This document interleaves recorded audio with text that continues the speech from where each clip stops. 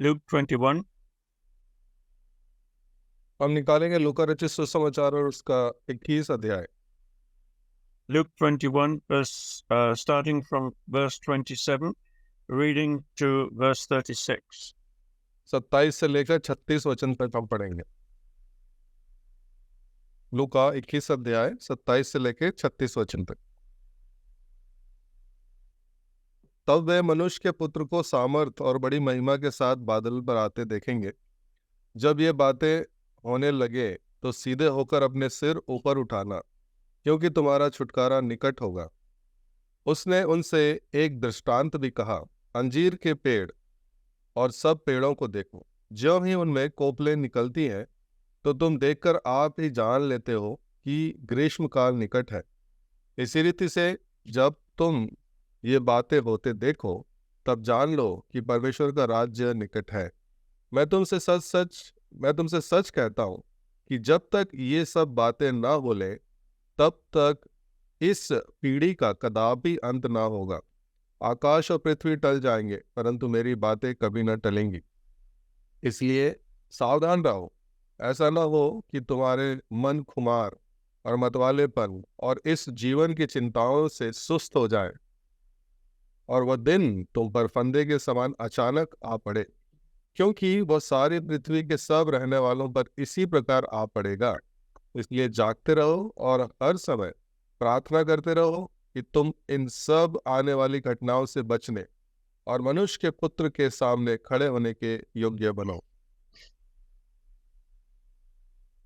Shall we have a word of prayer? प्रार्थना करें। Loving Father, we humble ourselves before the mighty God who ruleth even from eternity to eternity. Lord, we ask, Lord, that you would open thy precious word to us. We thank you for this great, wonderful light, this lamp for our feet in this dark world. Thank you for the faith that you have given us in this word. We know and acknowledge it as the eternal truth. And Lord, open it to our hearts, we pray, in the name of the Lord Jesus. Amen.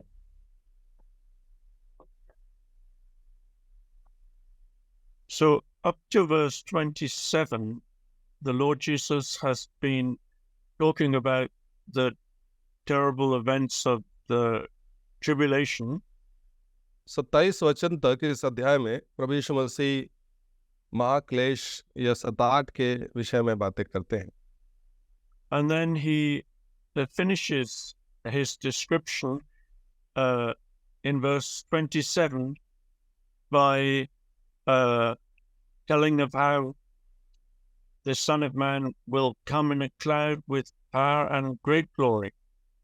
और 27 वचन में वो कहते हैं कि तब मनुष्य के पुत्र को सामर्थ और बड़ी महिमा के साथ बादलों पर आते देखेंगे। And that day is the heart longing of every true believer.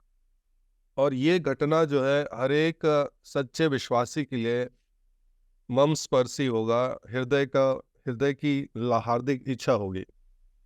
But notice in verse 28, the Lord says, when these things begin to come to pass, then look up and lift your heads. और इस बात को ध्यान दें कि 28 वचन में प्रभु यीशु मसीह यहाँ पर कहते हैं कि जब ये बातें होने लगे तो सीधे होकर अपने सिर ऊपर उठाना।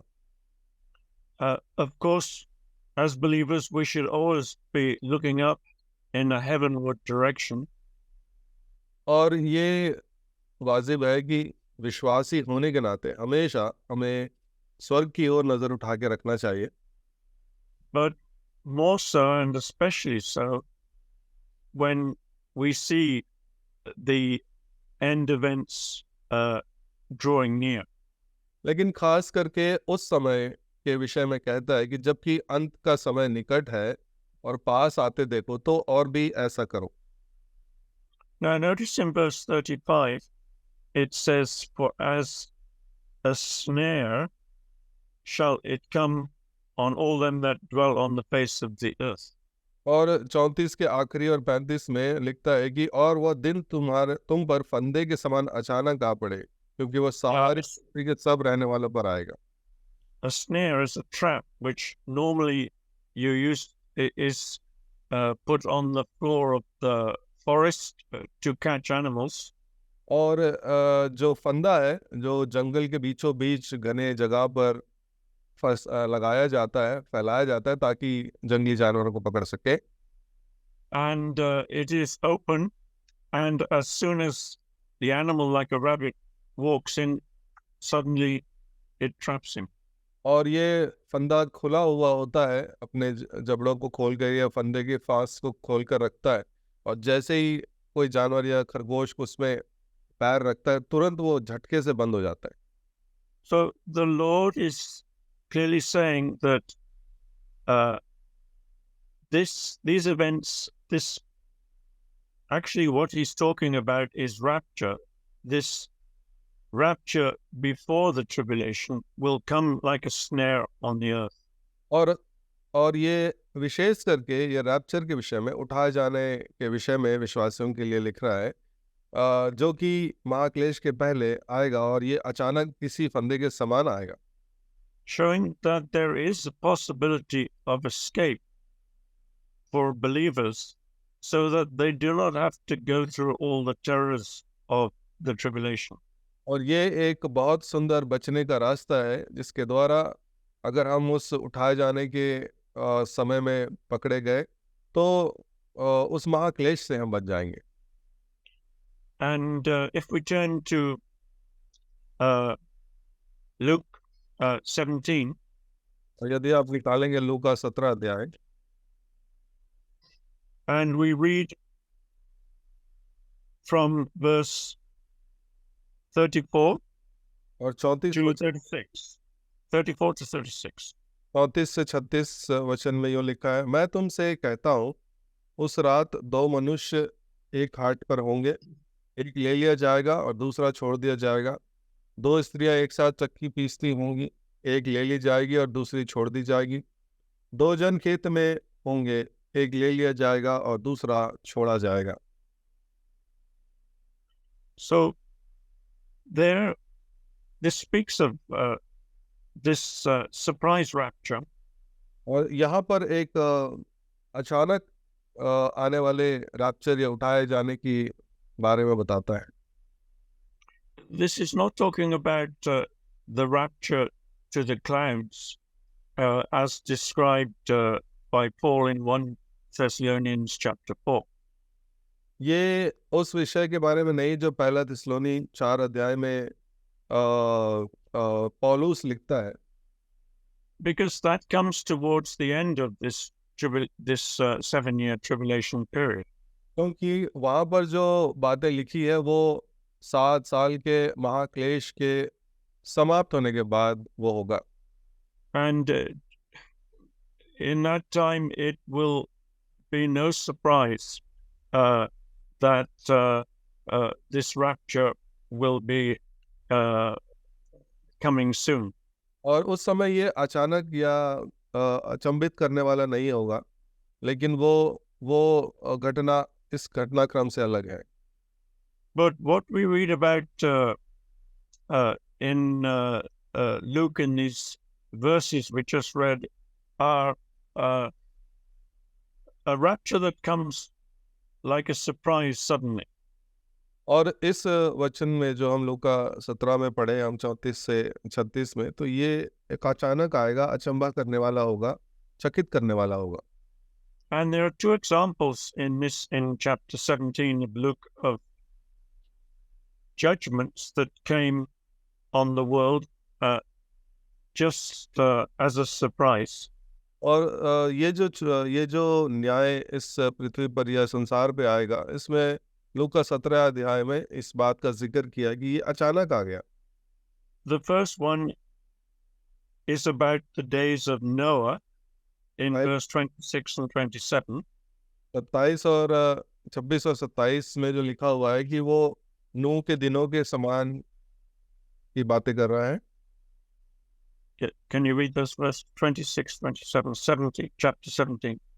लूका 17 अध्याय 26 और 27 पढ़ रहा हूँ। जैसा नूह के दिनों में हुआ था वैसा ही मनुष्य के पुत्र के दिनों में भी होगा। जिस दिन तक नूह जहाज पर न चढ़ा उस दिन तक लोग खाते पीते और उनमें विवाह होते थे। तब जल प्रलय ने आकर उन सबको नष्ट किया। Well, as we know, Noah was a preacher of righteousness. Perhaps for 100 years he had warned the world of the impending flood. जैसा कि हम जानते हैं कि नूह जो है वो धार्मिकता का प्रचार करता रहा करीब करीब 100 साल तक, जिससे पहले कि ये पृथ्वी नाश नहीं हुआ। Apart from his family, nobody believed him. उसके परिवार के अलावा किसी ने उस पर विश्वास नहीं किया। And that flood came very suddenly.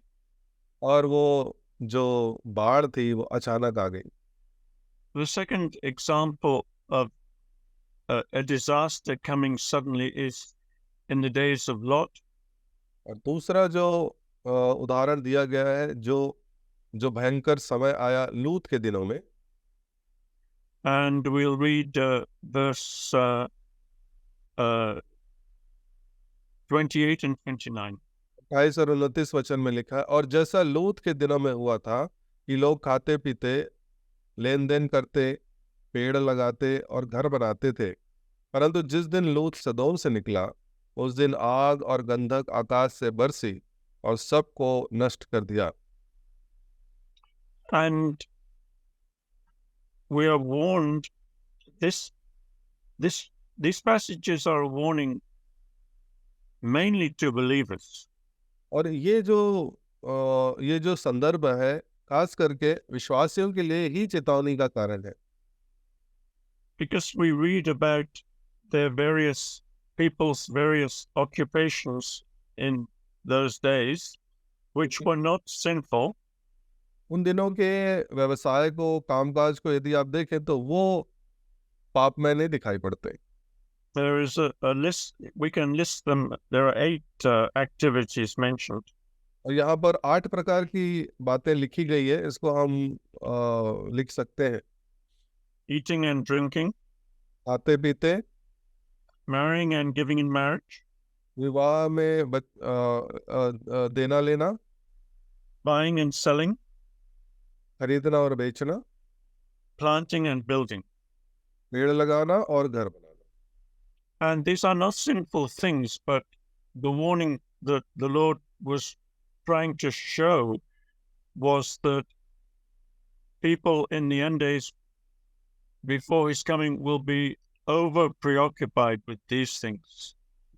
प्रभु यीशु मसीह यहाँ पर इन बातों को पाप में नहीं बता रहे, लेकिन ये जो चेतावनी दे रहे हैं उसमें ये बता रहे हैं कि प्रभु यीशु मसीह के आने के दिन से पहले ये सारी बातें होती रहेंगी, लेकिन मनुष्य इन बातों में बहुत अधिक लीन हो जाएगा। So busy will they be.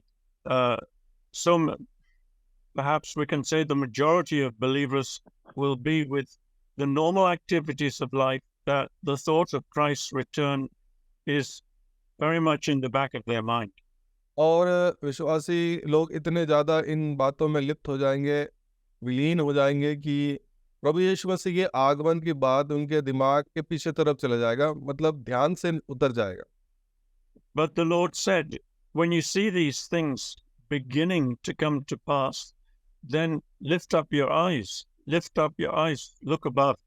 लेकिन प्रभु यीशु मसीह कह रहे हैं कि जब तुम देखो इस प्रकार की बातें होते हुए, तब सावधान हो जाना और सीधे हो जाना और अपनी आंखें स्वर्ग की ओर उठाना। So it is possible for believers to escape the terrors of the tribulation, but they must be ready and prepared for it.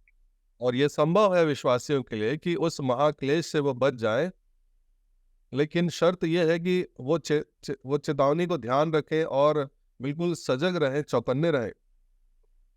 And the same warning is given by Paul in 1 Thessalonians chapter 5.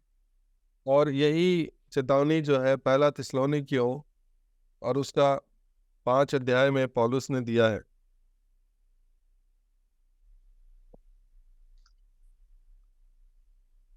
1 Thessalonians chapter 5 verses 1 to 4.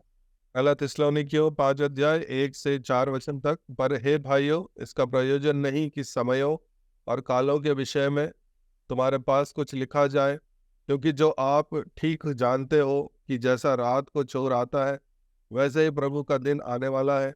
जब लोग कहते होंगे कुशल है और कुछ भय नहीं, तो उन पर एकाएक विनाश आ पड़ेगा, जिस प्रकार गर्भवती पर पीड़ा, और वे किसी रीति से न बचेंगे। पर हे भाइयों, तुम तो अंधकार में नहीं हो कि वह दिन तुम पर चोर के समान आ पड़े। Yes, so it's clear that he's warning about a surprise rapture. और ये बिल्कुल साफ है यहाँ पर कि वो एक अचानक आने वाले रैप्चर या उठाए जाने के विषय में बता रहा है। Well, verse 3, when they say peace and safety, sudden destruction will come upon them as a woman in labor. और जब वो कहेंगे कि शांति है, कुशल है, भय नहीं है, उस प्रकार, और उस समय ऐसे वो दिन आ जाएगा जैसे एक गर्भवती के ऊपर पीड़ा आती है। And this surprise rapture is described in the book of Revelation chapter 14. और ये अचानक आने वाली रैप्चर जो है, या उठाए जाने की बात प्रकाशित वाक्य 14 अध्याय में मिलता है। We read verse 1 to 4. प्रकाशित वाक्य 14 brother. Revelation chapter 14 verse 1 to 4. प्रकाशित वाक्य 14 अध्याय 1 से लेकर 4 वचन तक। फिर मैंने दृष्टि की और देखो, वह मेमना सिय्योन पहाड़ पर खड़ा है, और उसके साथ 1,44,000 जन है, जिनके माथे पर उसका और उसके पिता का नाम लिखा हुआ है। और स्वर्ग से मुझे एक ऐसा शब्द सुनाई दिया, जो जल की बहुत धाराओं और बड़े गर्जन का सा शब्द था। और जो शब्द मैंने सुना वह ऐसा था, मानो वीणा बजाने वाला वीणा बजा रहे हो। वे सिंहासन के सामने और चारों प्राणी और प्राचीनों के सामने एक नया गीत गा रहे थे। उनमें से 1,44,000 जनों को छोड़, जो पृथ्वी पर से मोल लिए गए थे, कोई वह गीत न सीख सकता था। ये वे हैं जो स्त्रियों के साथ अशुद्ध नहीं हुए, पर कुंवारे हैं। ये वे ही हैं कि जहाँ कहीं मेमना जाता है, वे उसके पीछे हो लेते हैं। ये तो परमेश्वर के निमित्त पहले फल होने के लिए मनुष्यों में से मोल लिए गए हैं। Notice verse 4, the last part, it says, these are those redeemed from men, being the first fruits unto God of the Lamb. और यहाँ पर लिखा हुआ है कि पहला फल होने के लिए ये वे हैं जहाँ कहीं मेमना जाता है, उसके पीछे हो लेते हैं, और ये परमेश्वर के निमित्त पहले फल होने के लिए मनुष्यों में से मोल लिए गए हैं। And it's clear from Revelation 14 that God sees rapture of believers in terms of the wheat or grain harvest. और ये उसी प्रकार से है जो प्रकाशित वाक्य 14 अध्याय में लिखा, जहाँ पर प्रभु यीशु मसीह ने भी इस बात का जिक्र किया है कि वो कटनी के समय जो गेहूं कटनी के समय का दृश्य होगा। This first fruits rapture is to the throne, not to the clouds as the general rapture which comes later. और इस बात को ध्यान से समझना है कि ये एक सामूहिक या सामान्य रैप्चर के विषय में नहीं बात कर रहा है, बल्कि ये पहले फल के विषय में बात कर रहा है, जो ये सीधा उठाए जाएंगे और सीधा सिंहासन के पास ले जाए जाएंगे। ये बादलों पे नहीं होंगे। From chapter 14 verse 1 we see this most blessed group of living believers are standing on Mount Zion.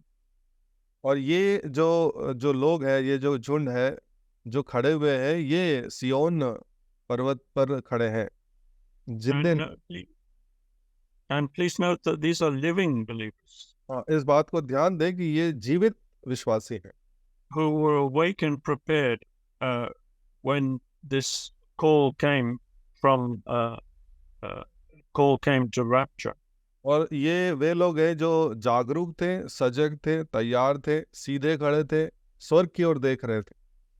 And this Mount Zion is the Mount Zion in heaven where God's throne is. और ये सिय्योन पर्वत, ये सिय्योन पहाड़ जो है वो स्वर्ग में है जहाँ पर परमेश्वर का सिंहासन है। because there is Mount Zion, God's dwelling place in the highest heaven, and also Mount Zion on earth, where the Lord Jesus will reign from when he returns. दो प्रकार के सिय्योन पर्वत को हम देखते हैं। पहला सिय्योन पर्वत जो स्वर्ग में है जहाँ पर परमेश्वर का सिंहासन है। दूसरा सिय्योन पर्वत जो इस पृथ्वी पर है जहाँ से प्रभु यीशु मसीह राज करेगा। Those who are not prepared, those living believers who were not prepared, will have to go through a part of the tribulation to purge them and prepare them for rapture. और जो लोग तैयार नहीं है, जिनको परमेश्वर तैयार करने जा रहा है, वो लोगों की तैयारी बाद में होगी। And that's why in verse 14 to 16, we see the general rapture of both living and dead believers. और 14 अध्याय में 14 से आगे 16 तक हम देखते हैं कि एक सामान्य जो रैप्चर है उठाए जाने के विषय में है, जहाँ पर सभी लोगों के लिए लिखा गया है। And this general rapture is most likely to be in the time of the seventh trumpet of Revelation. और ये अमूमन समय जो सातवीं तुरही जब फूकी जाएगी, प्रकाशित वाक्य में लिखा हुआ है, उस समय के आसपास की ये घटना होगी। Because in Revelation chapter 16 and verse 15, we see this great announcement, "Behold, I come as a thief." क्योंकि 15 और 16 में ये बात लिखी गई है कि देख मैं चोर के समान आता हूँ, प्रभु ये बात को कहते हैं। So this is near the finish of the tribulation period, seventh trumpet. और ये सातवीं तुरही जो है महासंकट या महाक्लेश के खत्म होने के कगार पे ये तुरही फूकी जाएगी। And it is described in 1 Corinthians chapter 15. और ये इसका व्याख्या मिलता है पहला कुरिन्थी 15 अध्याय में।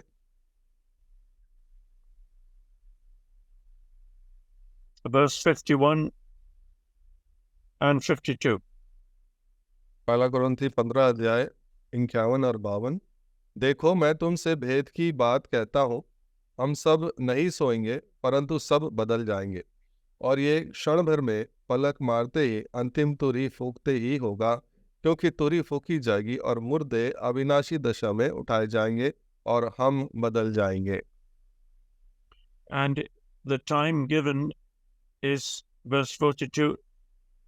It says in the last trumpet. Which verse? In verse 52, it says in the twinkling of an eye at the last trumpet. ये अंतिम तुरही फूकते ही होगा, इस बात का जिक्र यहाँ पर पाते हैं। So it's, I think we can safely say that the last trumpet of described here by Paul is the same as the seventh trumpet in Revelation, because the seventh trumpet is the last trumpet in the book of Revelation. तो इस अंतिम तुरही के बारे में जो यहाँ लिखा हुआ उससे हमें ये ज्ञात होता है कि वो सातवीं तुरही ही आखिरी तुरही है, जिसके विषय में कुरिन्थियों में पौलुस ने बताया, और ये प्रकाशित वाक्य के किताब से मेल खाता है। There is another group mentioned in the book of Revelation chapter 7. एक और बात यहाँ पर लिखी गई है प्रकाशित वाक्य 7 अध्याय में। And we'll read verse 13 and 14. Revelation 7, 13 and 14. प्रकाशित वाक्य 7 अध्याय 13 और 14 वचन। इस पर प्राचीनों में से एक ने मुझसे कहा, ये श्वेत वस्त्र पहने हुए कौन है और कहाँ से आए हैं? मैंने उनसे कहा, हे स्वामी तू ही जानता है। उसने मुझसे कहा, ये वे हैं जो उस महाक्लेश में से निकलकर आए हैं। इन्होंने अपने अपने वस्त्र मेमने के लहू से धोकर श्वेत किए हैं। John inquires of one of the 24 elders, who are this great group in heaven from all nations, kindreds, and peoples and tongues. यूहन्ना एक प्राचीनों में से एक से जाकर वो पूछता है कि ये कौन लोग हैं जो अलग अलग जाति, कुल और भाषा से यहाँ पर एक बड़ी भीड़ इकट्ठी हो गई है। You see, this chapter 7 describes, there are two groups in chapter 7.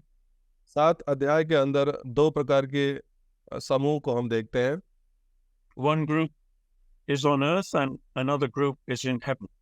एक समूह पृथ्वी पर है और दूसरा समूह स्वर्ग में है। The group on earth are the Jews being persecuted on earth. पृथ्वी के ऊपर जो एक समूह है, जो यहूदी लोग हैं, जो इस पृथ्वी पर सताए जा रहे हैं।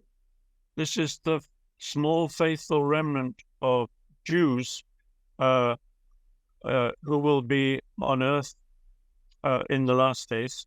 और अंतिम के दिनों में ये छोटा समूह यहूदियों में से होगा जो इस सताहट से होकर गुजरेंगे इस पृथ्वी के ऊपर।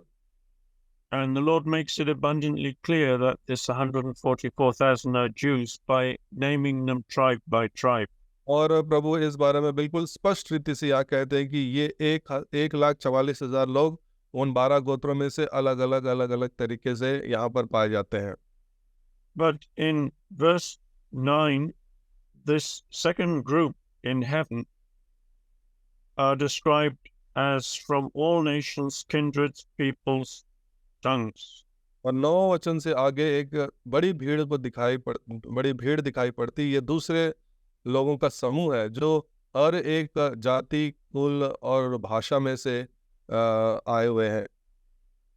In other words, the Lord is making it very clear that this second group are not Jews. और दूसरे शब्दों में बताना ये चाहते हैं यहाँ पर कि प्रभु यहाँ पर बिल्कुल स्पष्ट रीति से बता रहे हैं कि ये दूसरे समूह के लोग यहूदी नहीं है। Though they may of course include Jews. हो सकता है कि यहूदी कुछ लोग हों इनमें से। And so John inquires of one of the 24 elders who are this group. और यूहन्ना प्राचीनों में से एक से पूछता है कि ये लोग कौन हैं। Now notice the answer in verse 14. These are they which are coming out of great tribulation. ये वे हैं जो महाक्लेश में से निकल कर आए हैं। और वो प्राचीन यूहन्ना को इस बात को बताता है, उत्तर देता है। The tribulation, the 7-year tribulation is in two parts of 3.5 years. 7 साल का महाक्लेश का जो समय काल है वो 2 भागों में बटा हुआ है, 3.5 साल और 3.5 साल। And the second part is distinguished from the first part by saying tribulation, the great, with the emphasis on the great. और दूसरा भाग जो है 3.5 साल काल का जो दूसरा भाग है उसको बड़े स्पष्ट रीति से महाक्लेश का समय, ये महा या ग्रेट शब्द अंग्रेजी में आया है। In other words, this second part is the most terrible and painful part of this tribulation. दूसरे शब्दों में 7 साल के इस पूरे काल में जो दूसरा भाग जो 3.5 साल का है वो पहले भाग से और भी विषम और भी भयानक और महाक्लेश है। And actually in the original it says these are they which are coming out of great tribulation, speaking of what we call in English the present continuous tense. और जो अंग्रेजी में जो काल बताया गया है कि वो वर्तमान काल से उसका जिक्र है कि ये चलता चला जा रहा है और अभी ये लोग वहां से महाक्लेश में से निकल कर आ रहे हैं। And it's clear they must be living believers. और ये बात स्पष्ट है कि ये जीवित विश्वासी लोग हैं। Because it says they came out of great tribulation, and dead believers will not be in the great tribulation. और ये लिखा है कि ये महाक्लेश में से बाहर निकल कर आए हैं। तो इसका मतलब ये है कि मरे हुए जो विश्वासी मरे हुए लोग बाहर नहीं आ सकते। And it also notice it says they have washed their robes and made them white. और ये भी लिखा हुआ है कि उन्होंने अपने वस्त्र को मेमने के लहू से धोकर श्वेत किए हैं। Now, this is not talking about uh, redemption and through the blood of Jesus when we are first saved. ये उस धोने के विषय में नहीं बात कर रहा जब हम पहली बार उद्धार पाए हैं, जब हमारे पाप क्षमा हुए हैं, Because that is redemption. New birth is totally 100% grace and without merit. और पहला जो हमारा उद्धार है या हमारा नया जन्म पाना, वो परमेश्वर के बड़ी अनुग्रह के द्वारा है, ना कि हमारे अच्छे गुणों के द्वारा। And when we are born again, we receive a robe of righteousness. और जब हमारा नया जन्म होता है, हमें धार्मिकता का वस्त्र दिया जाता है। But this says they have washed their robes. In other words, they had become defiled. और यहाँ पे जो लिखा हुआ कि इन्होंने अपने अपने वस्त्र लहू में धोकर शुद्ध किए हैं, इसका मतलब वो उनके वस्त्र जो है वो मैले हो गए थे। So some believe, of course, that there were, like Watchman Nee, that there was a splintered rapture, that believers, living believers during the tribulation, were raptured when they were ready for it. और एक जो watchman नी ने भी इस बारे में बताया कि जो जीवित विश्वासी हैं जो उठा लिए गए, ये एक घटना होगी। But it seems that this rapture of living believers was in a collective a group, not individuals. और ये वाला जो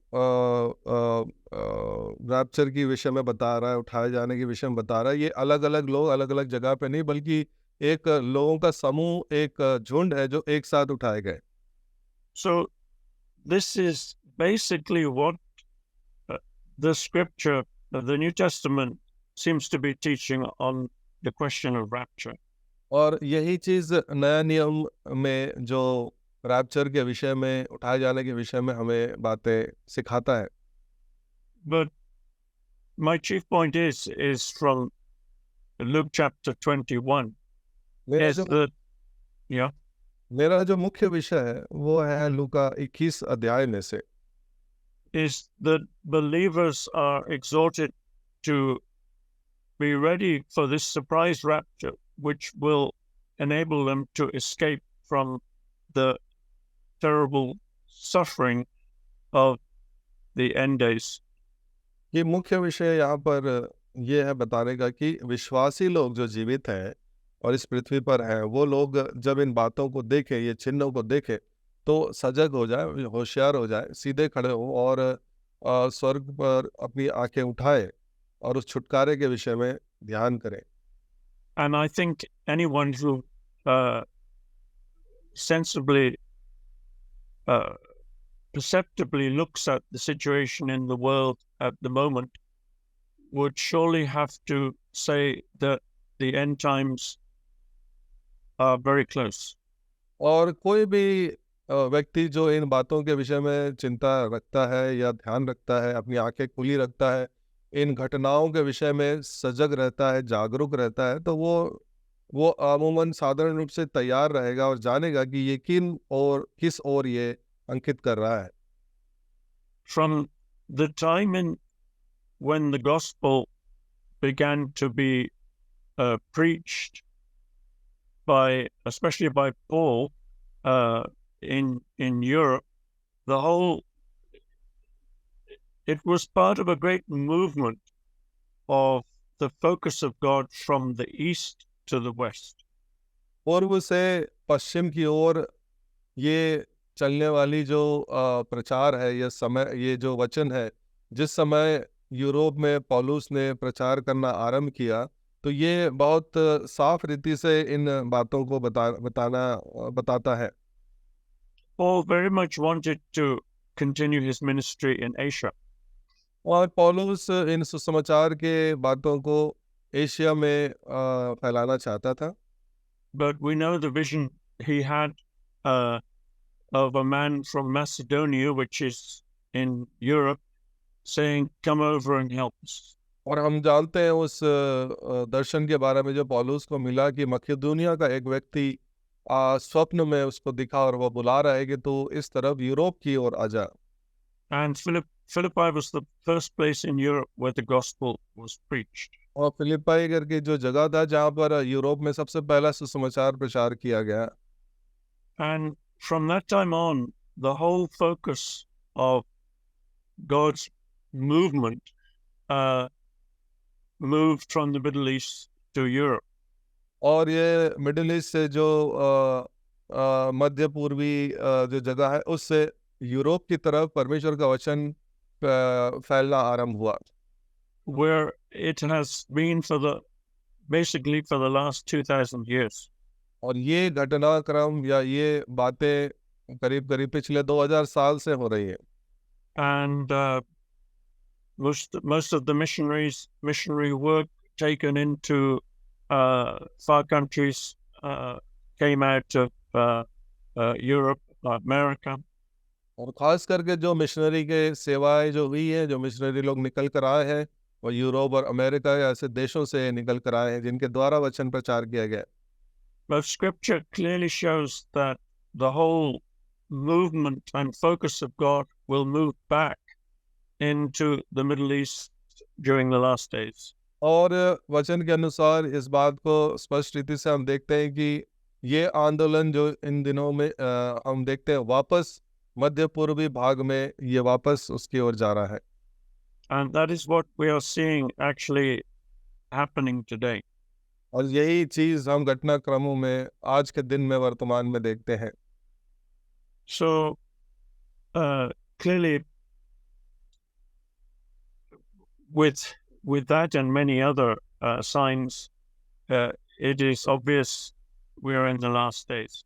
तो इसके साथ साथ और भी आगे के जो और भी दूसरे चिन्ह हैं इस बात का प्रमाण देते हैं, इस बात का प्रतीक है कि अंत का समय बहुत निकट आ रहा है। Now, if we turn back to Luke 21, अगर हम वापस निकाले लूका 21 अध्याय में verse 29, the Lord says, He spake to them in a parable, behold, the fig tree and all the trees, when it shoots forth its leaves, you know that the summer is near. और 29-30 में वचन में लिखा है कि उसने उनसे एक दृष्टांत में भी कहा कि अंजीर के पेड़ और सब पेड़ों को देखो, ज्यों ही उनमें कोपलें निकलती है तो तुम देखकर आप ही जान लेते हो कि ग्रीष्मकाल निकट है।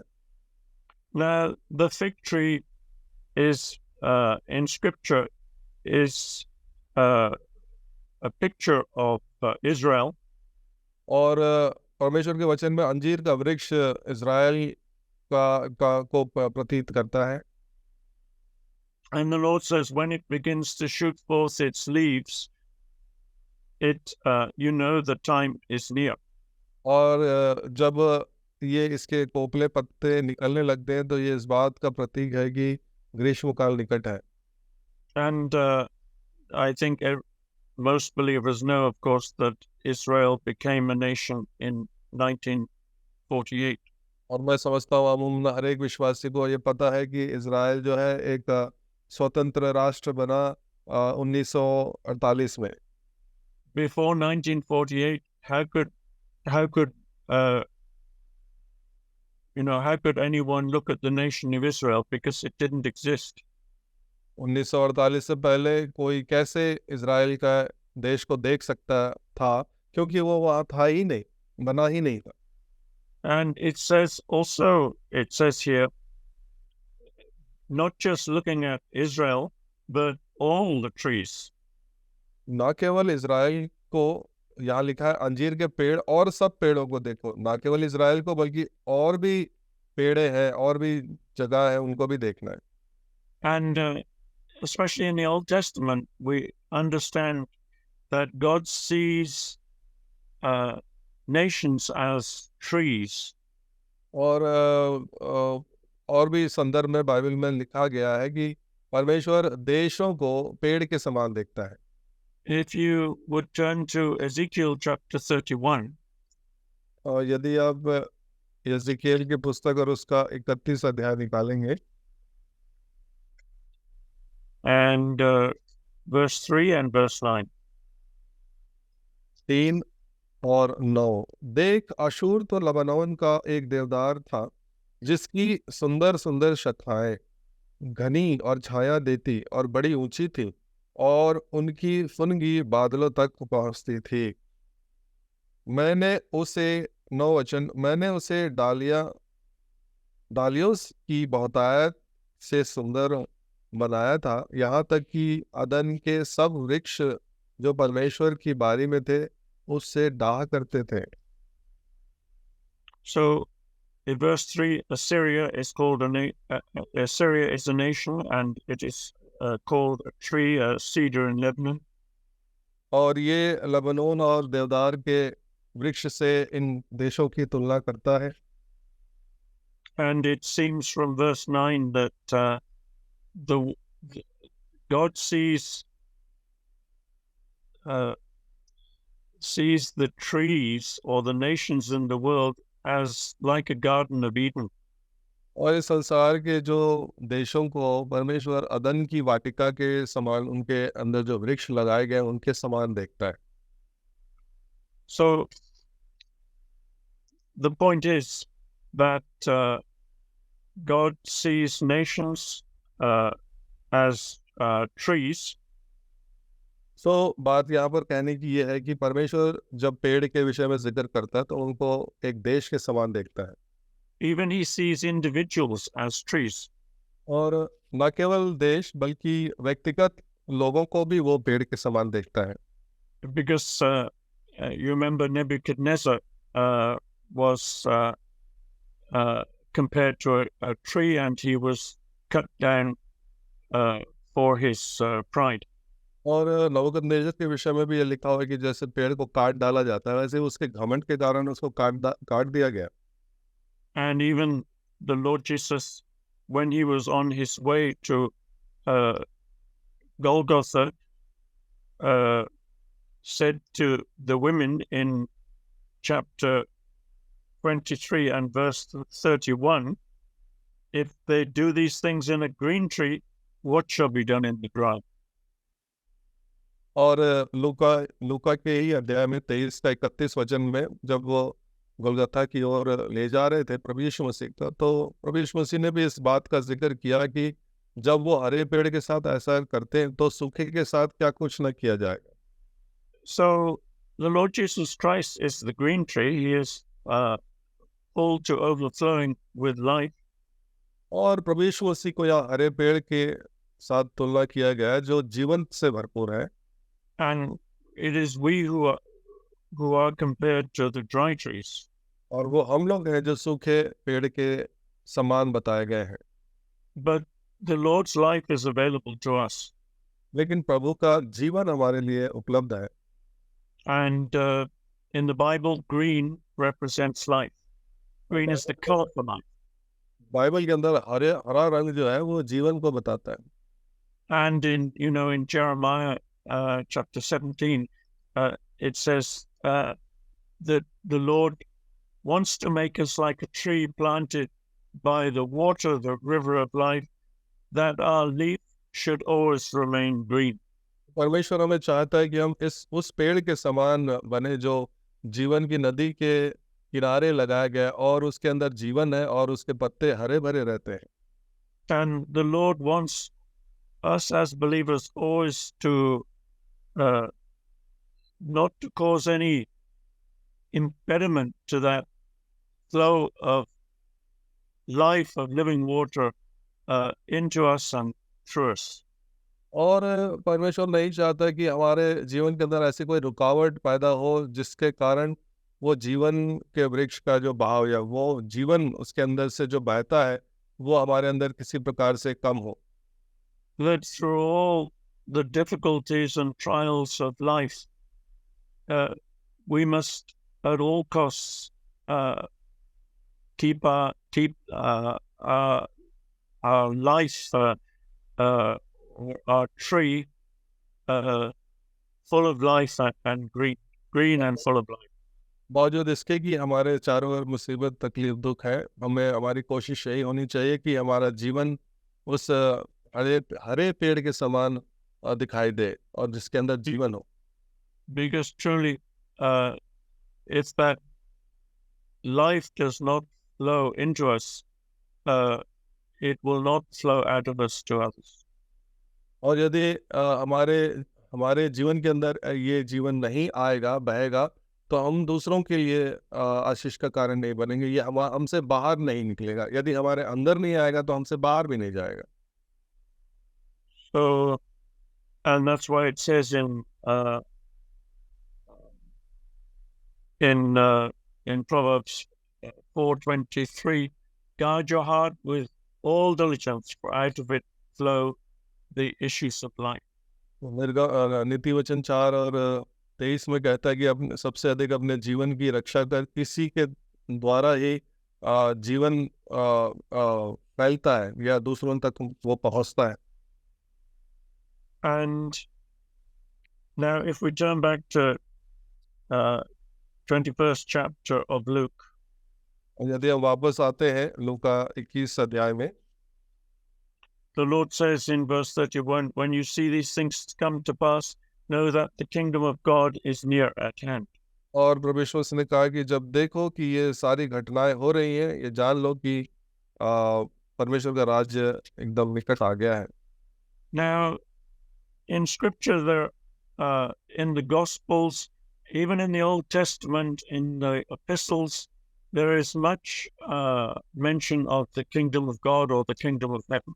और नए नियम के अंदर और पत्रियों के अंदर भी और सुसमाचारों में भी ये परमेश्वर के राज्य के विषय में बहुत बार जिक्र किया गया है. There is no difference between the kingdom of God and the kingdom of heaven. परमेश्वर के राज्य और स्वर्ग का राज्य में कोई अंतर नहीं है. ये दोनों एक ही बात है. It is a great help if we understand this word for kingdom used in scripture. In the Greek, it's basilia. और ये यूनानी भाषा में ये शब्द बसीलिया आता है और ये हमारे लिए ज़रूरी है कि हम इस शब्द को भली भांति समझ लें परमेश्वर के राज्य के विषय में. Now, the primary meaning of that word basilia or kingdom in scripture is government. बसीलिया का मतलब जो है, इसका मूल जो मतलब है, मायने है, वो है सरकार या कोई ऐसा अधिकार जो जिसके अंतर्गत कुछ चीजें आती हैं. The second meaning, which is equally true, is that of territory or land. और दूसरा अर्थ इसका ये है, जो वो भी उसका वही सही मतलब है कि राज्य के विषय में कि वो भूमि या जगह या कोई एक जगह है पृथ्वी के ऊपर या एरिया है. Yeah. So, in other words, the meaning when it talks, the thought behind the word basilia is first government, which, as far as we're concerned, when we are born again, we come under the government of Jesus Christ. हाँ, जब हम नया जन्म पा लेते हैं तो हम प्रभु यीशु मसीह के अधिकार के अंतर्गत आ जाते हैं और ये दोनों मायने इस ओर अंकित करते हैं. And that is what new birth is about. When we are born again, we come under the authority of our Lord Jesus Christ. और यही नया जन्म का मतलब होता है कि जब हम नया जन्म पा लेते हैं, हम प्रभु यीशु मसीह के अधिकार के अंतर्गत, उसके सरकार के अंतर्गत आ जाते हैं, शासन के अंतर्गत आ जाते हैं. And the second thought about territory or about area is speaking of the millennium reign of Christ on earth. और यदि हम टेरिटरी या इलाके के विषय में बात करें या जगह के क्षेत्र के विषय में बात करें या राज्य के विषय में बात करें, वो 1000 साल के राज्य जो इस पृथ्वी के ऊपर होने वाला है उसके विषय में बताता है. And most of the references in the Gospels and the epistles are looking forward to this millennium reign on Christ, with the millennium reign of Christ on earth, with his faithful followers. उसके विश्वास योग्य लोगों के साथ जो राज्य उसका स्थापित होगा, 1000 साल का राज्य इस पृथ्वी के ऊपर, मुख्यतः अमूमन सारे जो सुसमाचार इस बात का जिक्र करते हैं। And this, as I explained last time, I think that the millennial reign of Christ is the seventh day rest for the people of God. परमेश्वर के लोगों के लिए 1000 साल का राज्य 7वां दिन का विश्राम के और अंकित करता है, जैसा कि मैंने पिछले बार भी बताया था। Hebrews chapter 4. इब्रानी उसका 4 अध्याय।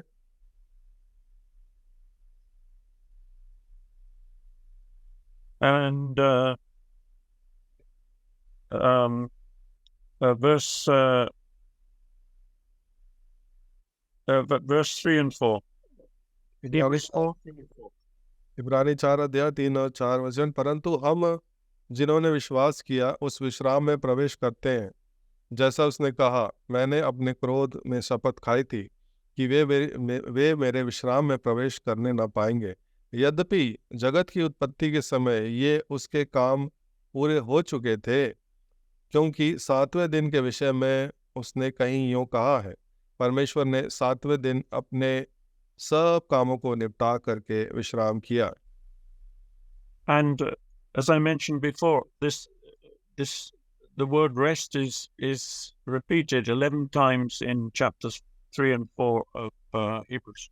जैसे मैंने बताया, इब्रानी में 3 अध्याय 4 अध्याय में ये विश्राम शब्द 7 बार आया है। And chapter 4 makes it very clear that this rest is still future. और ये 4 अध्याय में ये विश्राम का काल जो है वो आने वाले भविष्य के विषय में लिखा है। You know, Genesis 2 says that God rested on the seventh day. उत्पत्ति 2 अध्याय में यूं लिखा है कि परमेश्वर 7वें दिन विश्राम किया। And the millennium is the reward for his faithful followers during their lifetime on earth. इस संसार में रहते हुए जिन्होंने विश्वास योग्यता से जीवन बिताया है, वो 1000 साल का राज्य उनके लिए एक प्रतिफल के समान है। And you know, the millennium is the most repeated prophecy in the Old Testament. It's the major theme of all Old Testament prophecy. पुराने नियम के जितने भी भविष्यवाणियां हैं, उसमें से सबसे मुख्य और बार बार कहे जाने वाला ये 1000 साल का राज्य के विषय में बताता है। And just to look at a few verses in the New Testament, if we turn to Matthew 11 and verse 12, कुछ वचनों को हम देखेंगे नए नियम में कि मत्ती 11 और उसका 12 में क्या लिखता है।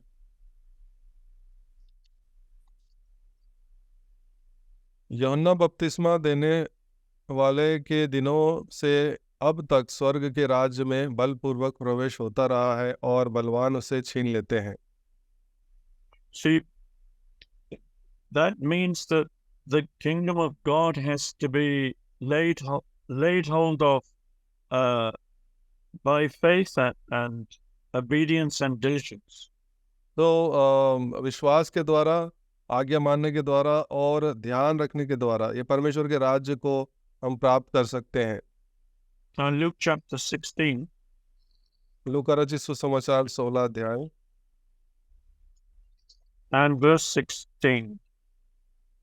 लूका 16 और उसका 16। व्यवस्था और भविष्यवक्ता यूहन्ना तक रहे, उस समय से परमेश्वर के राज्य का सुसमाचार सुनाया जा रहा है और हर कोई उसमें प्रबलता से प्रवेश करता है।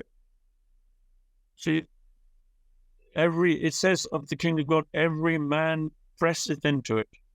यहाँ पे क्यों लिखा हुआ है कि हर एक व्यक्ति उसमें प्रबलता से प्रवेश करता है। That means it takes effort. इसका मतलब हमें मेहनत करना है, हमें उसके लिए बल लगाना है। Now, this kingdom of God, I mentioned the first, just to remind you, the first thought when we are born again, and we need to be born again to enter the kingdom of heaven, the kingdom of God. सबसे पहला विचार परमेश्वर के राज्य में या स्वर्ग के राज्य में प्रवेश करने के लिए सबसे पहला कदम हमारे लिए नया जन्म होना, मन फिराना आवश्यक है।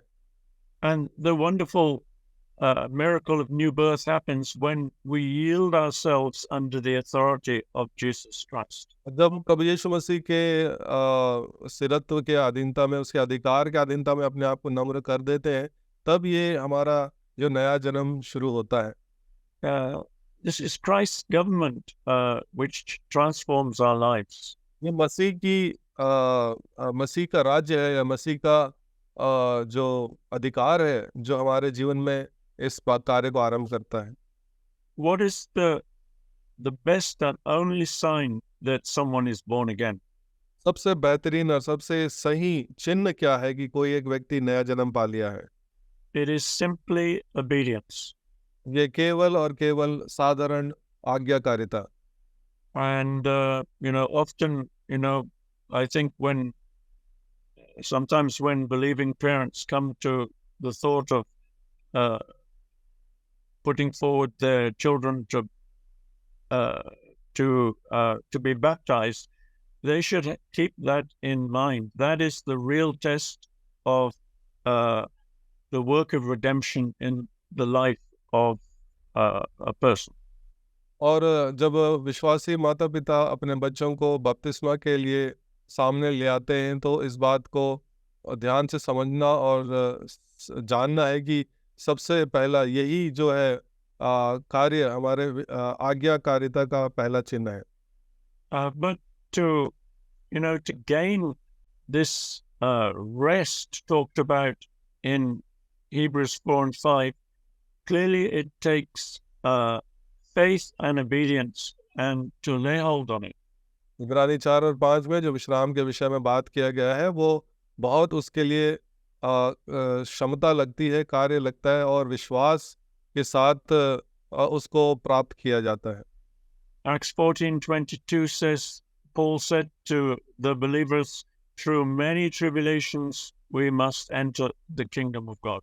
ये तो कम 14 और 22 में कहता है कि बड़े क्लेश में से होकर के हमें परमेश्वर के राज्य में प्रवेश करना है। And let's just look at 3 verses or 3 passages. Firstly, in Ephesians 5:5.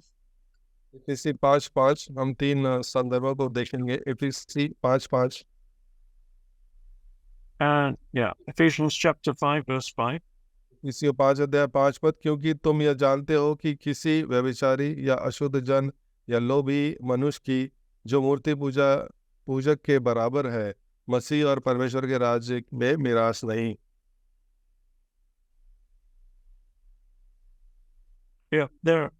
This is, Paul says very clearly, he's talking to believers, and he says, if we do these things, that person has no inheritance in the kingdom of Christ. पौलुस बड़े साफ रीति से विश्वासियों के साथ बात करते हुए कह रहा है कि इन सब कारणों से या इन सब बातों के लोगों, इन सब तरह के लोगों का परमेश्वर के राज्य में कोई मिरास नहीं है। Galatians 5 verse 19 to 21. गलती 5 अध्याय 19 से 21 वचन तक, शरीर के काम तो प्रकट है, अर्थात व्यभिचार, गंदे काम, लुचपन, मूर्ति पूजा, टोना, वैर, झगड़ा, ईर्ष्या, क्रोध, विरोध, विधर्म, फूट, विधर्म, डाह, मतवालापन, लीला, क्रीड़ा, ऐसे और इनके जैसे और काम है। इनके विषय में मैं तुमसे पहले से कह देता हूँ, जैसा पहले कह भी चुका हूँ, कि ऐसे काम करने वाले परमेश्वर के राज्य के वारिस ना होंगे। So clearly Paul says, believers who indulge in these things shall not inherit the kingdom of God. और उस बड़े साफ रीति से कहता है, जो विश्वासी ऐसे कामों में विलीन होंगे या इसको करते होंगे, तो वो कभी भी परमेश्वर के राज्य के वारिस नहीं होंगे। 1 Corinthians 6:9 and 10. पहला कुरिन्थियों 6, 9 और 10। पहला कुरिन्थियों 6, 9 और 10। क्या तुम नहीं जानते कि अन्यायी लोग परमेश्वर के राज्य के वारिस ना होंगे? धोखा न खाओ, न वेश्यागामी, न मूर्ति पूजक, न परस्त्रीगामी, न लुच्चे, न पुरुषगामी, न चोर, न लोभी, न पियक्कड़, न गाली देने वाले, न अंधेर करने वाले परमेश्वर के राज्य के वारिस होंगे। So again, he says that the unrighteous shall not inherit the kingdom of God. वो खुद से कहता है कि अधर्मी लोग परमेश्वर के राज्य के वारिस नहीं होंगे। So it's very clear from scripture that inheritance, which is the millennium, is to be gained. It doesn't automatically come with being born again. सो ये साफ बात है यहाँ पर, जो मीरास है वो 1000 साल का राज्य है, और वो 1000 साल का राज्य केवल नया जन्म पाने से नहीं मिलेगा। इसको हमें शुद्धता से, पवित्रता से, परमेश्वर के साथ साथ चलते हुए, उसको हमें बड़े क्लेश में से होकर गुजरते हुए हमें उसको प्राप्त करना है। So finally, let's just quickly go back to Luke 21. आखिर में जल्दी से हम लूका इस अध्याय में वापस आ जाएंगे। Verse 32 says, "Truly I say to you, this generation shall not pass away till all be fulfilled." 32 वचन में कहता है, मैं तुमसे सच कहता हूँ कि जब तक ये सब बातें ना होले तब तक इस पीढ़ी का कदापि अंत ना होगा। Now, when the Lord says this generation, he's not talking about the generation of in the time that were alive in the time he was speaking. ये अब इस पीढ़ी के विषय में बात उसकी ओर अंकित नहीं कर रहा है कि जिस समय प्रभु यीशु मसीह जिंदा थे और उस पीढ़ी की बात, But he's talking about the generation who will be alive during the events that he's just been describing in the early part of the chapter. बल्कि इस अध्याय के शुरुआत में जिन बातों का, जिन चिन्हों का वो उपयोग करके बता रहा है, उस समय कालों का, उस पीढ़ी की बात करता है यहाँ पर। And some people say that a generation is 33 years because the Lord, his life was 33 years long. कुछ लोग यूं कहते हैं कि ये पीढ़ी काल 33 साल का है, क्योंकि प्रभु यीशु मसीह 33 साल जीवित रहे इस संसार में। But as far as we can see, there's no definite figure given to a generation. But one thing we know is, the point the Lord is making is that all these events will happen in a very short, limited time. और ये पीढ़ी के विषय में ये नहीं बता रहा है कि ये पीढ़ी कौन से समय काल का होगा, लेकिन ये बता रहा है कि ये चिन्ह जैसे दिखाई दें, इस प्रकार के चिन्ह होने के समय उस पीढ़ी की बात वो कर रहा है। And he says very clearly, heaven and earth will not pass away. Heaven and earth shall pass away, but my word shall not pass away. और 33 वचन में यूं कहता है कि आकाश और पृथ्वी टल जाएंगे, परंतु मेरी बातें कभी ना टलेंगी। And his final word is, watch and pray always that you might be accounted worthy to escape all these things. और 36 वचन में उसके आखिरी शब्द यह है कि इसलिए जागते रहो और हर समय प्रार्थना करते रहो कि तुम इन सब आने वाली घटनाओं से बचने और मनुष्य के पुत्र के सामने खड़े होने के योग्य बनो। So accounted worthy, that means that you might, it means like you might overcome or persevere, prevail, that you can escape these things. और योग्य बनो का मतलब यह है कि तुम्हारे अंदर वो धीरज हो, तुम उन परिस्थितियों को जूझ करके बाहर निकलो और विजयी बनो, जयवंत बनकर आओ। इसका मतलब है योग्य होने का। And then to stand before the Son of Man. और उसके बाद इन सब बातों से पार होकर विजयी बनकर फिर मनुष्य के पुत्र के सम्मुख खड़े होने का ही आओ। So may the Lord bless his word to you. Prabhu